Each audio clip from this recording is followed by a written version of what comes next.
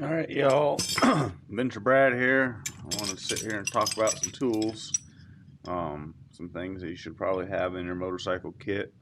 And yeah, this is for my KLR650, but it's kind of general to motorcycles. Some motorcycles start with a really good toolkit, some don't. Regardless, go out and buy this kit. It's the Cruise Tool Speed Kit. This is the SKJAS version, pretty much meaning it's for Japanese industrial standard stuff.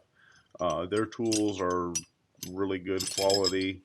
Um, this is, Cruise Tool versus some of the other. This is my random junk here. But like some of these tools are flat out janky. Cruise tools are just really nicely finished. I have a couple random. This I have no clue why you keep it around. But these are all just random motorcycle tools. But get good ones. You could even go to somewhere like Harbor Freight. Their tools have come a long way. Get something like this. Don't take the full kit. If your bike's not brand new, there's probably a write-up online of like all the tools. There's probably 10,000 write-ups. Go to some forums, make a list of what sockets, wrenches, and stuff like that are pretty commonly used, and parse down to just what you need. Don't carry a 16 if you don't ever need a 16. Figure out what you need. For that point,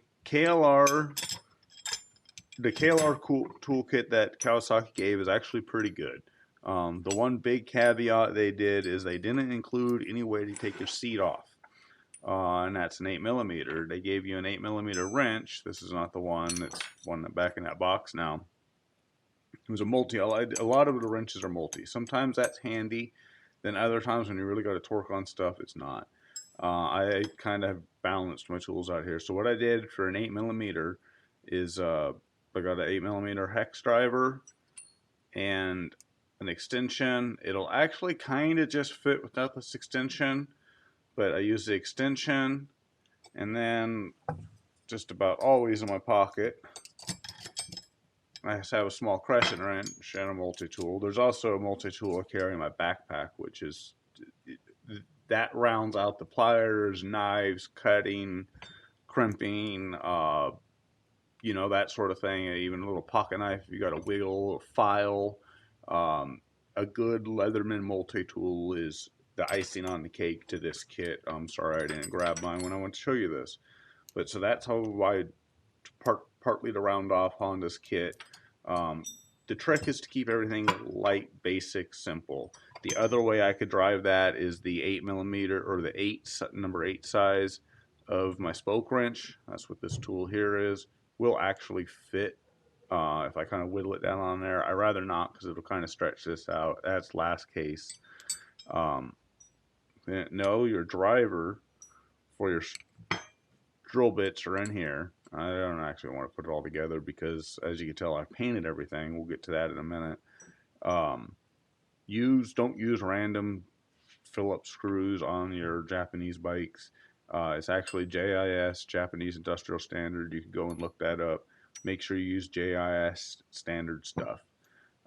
This tool here is actually a breaker bar used to go with your tire levers.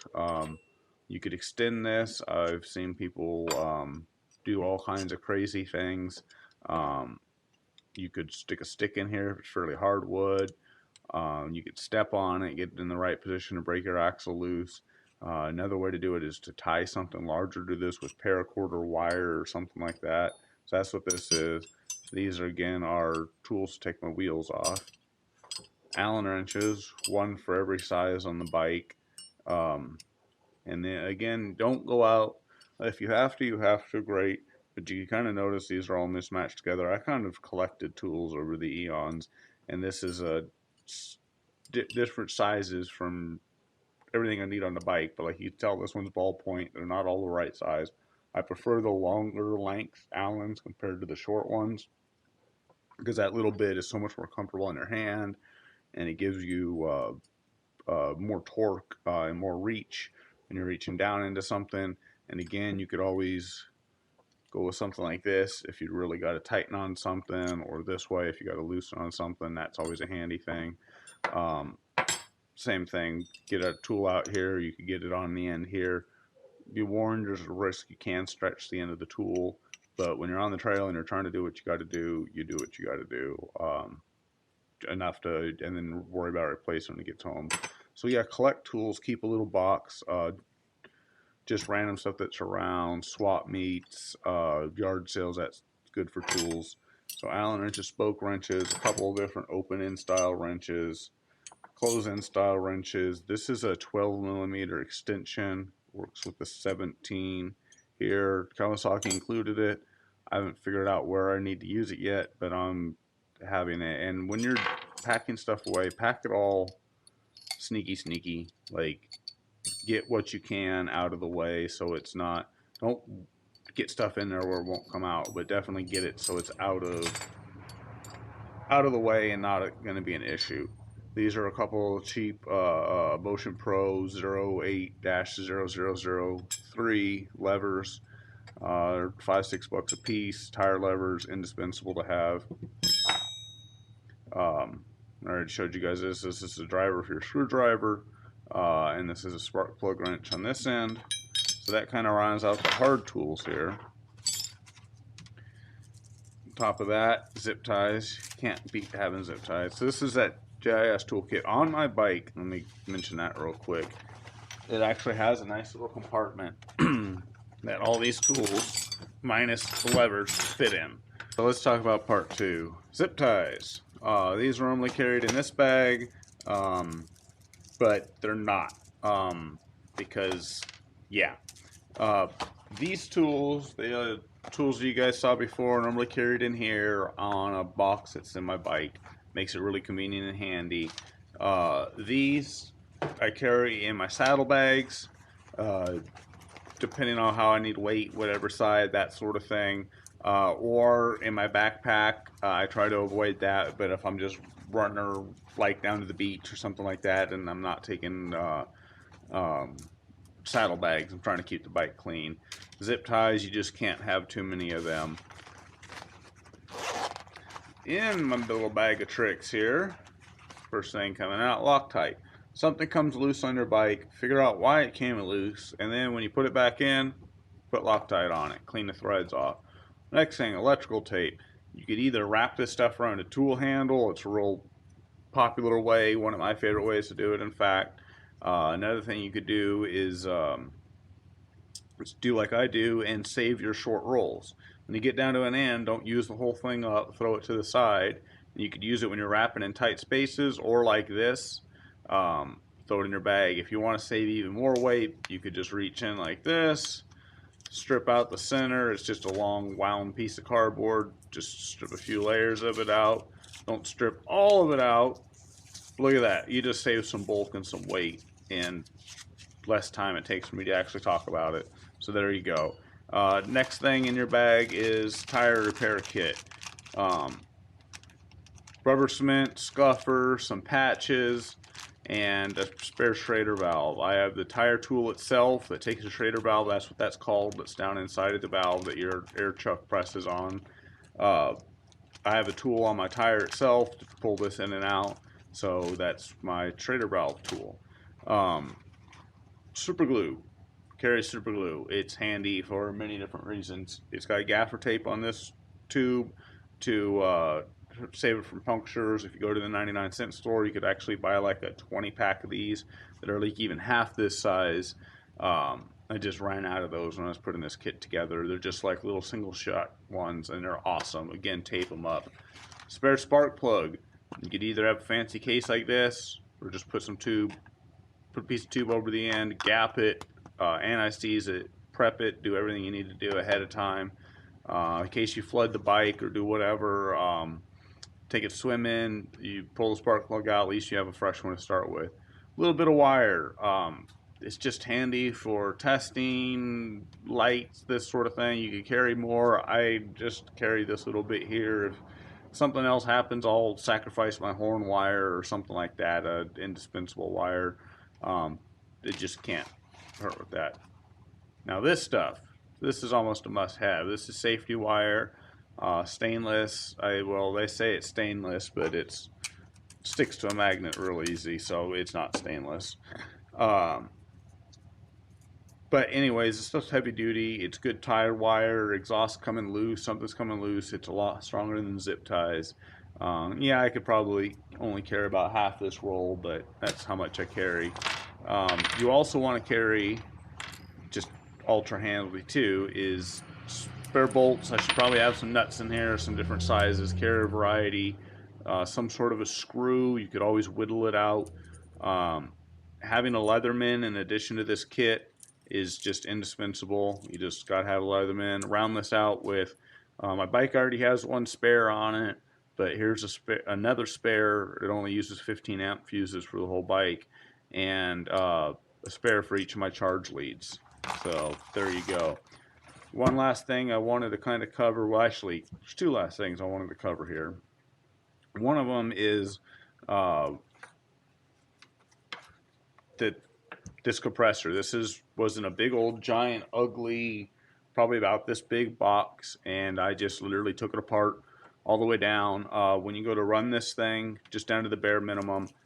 In the past, I've been able to get rid of this gauge. Is big, bulky, and never reads right. You should have a separate PSI gauge. It's actually in my backpack that I ride with, just so it's easy to get to and check my air pressure and that sort of thing. But carry an air pressure gauge in addition to or with all this stuff. My bike has that cool little box I can store all that stuff on, minus this. This goes in my saddlebag. If I'm fairly short around town or that sort of thing, I actually have a CO2 cartridge thing in there, that CO2 thing that I could throw in place of this if I just wanted a quick shot of air, enough to get me somewhere. I was going to try to fix it, but to a quick EMART or out to a road where I get a tow or deal with it that way. But having a compressor is nice because you can adjust your tire pressure and you can actually repeatedly fill air and work for a while. One thing I do caution though is when you take this end is fragile. I've actually broken before, so be careful with this end. And when you decase them like this becomes a giant finger muncher. That's the air intake right there, so there's no shielding to it. You could probably even get fancy and put a piece of gauze over it. Same thing with the bottom. It's just an open cylinder, so be mindful of these things. These things, lifetime is minimal. That's why it lives in this nice little bag. You could probably even go one further and zip tie it up. But this is a giant finger muncher, so for that reason, I have this little Velcro strap on here, and I have enough cord. And make sure this thing has a switch in line, so that way you could kind of carefully plug it in, make sure it doesn't jump, and then plug it in all the way and then operate the switch. But then that way I'm able to get out to my tire and either to a couple of spokes or the frame or something like that. I could zip tie this off to in a safe way, even if I have to stick a piece of stick or something under it. So that way it gets plenty of airflow, because it does get hot, and I don't have to worry about tearing it up or tearing me up or the bike up or anything when this thing is just going like crazy fixing the tire or your friend's tire or whatever else. And then here, the last thing I kind of wanted to show you guys here, let's see if I can pull all this off without dropping the camera. The last thing I wanted to cover here is these stupid boxes that everyone puts on. They bolt down in the skid plate. It's just a PVC tube. Actually, I wanted one. When this bike came with one, I was like, cool, right on. But there's a problem. They don't work very well. It's kind of hard to tell, but this hole, you lose all that. Shackles. I don't need all the licks. I know you like licking me, but I don't need them all right now. You lose this much on either side, so that's like an inch total width, or close to it, that you're losing. That theoretically you could put stuff in there, but it's such a Tetris match to get in and out, and by the time you wiggle and things settle and that sort of thing, it's not going to work out very well for you. It's just going to be stuck all in there. And another big thing that I don't like out there is your ABS plastic. So they shatter when they get hit. They're just going to explode. All your tools are going to be on the ground. Probably won't even know it. So that was actually kind of, you go along a road, you'd be going down a trail and you'd hear that distinctive whack sound of plastic. And I just, every time I go, oh man, I just knew it. that all my tools were laying behind me. But luckily I haven't been there, but I'm going to take the thing off. I rearranged all my tools so I don't have to have them in there anymore. Um, yeah, I'm pulling my tools out. We're ditching that thing. So thanks from me and little Shackleton the Explorer here joining along. I hope you learned something from the tools and it could add to your bike and your setup and that sort of thing. So anyways, to the next video, Brad out.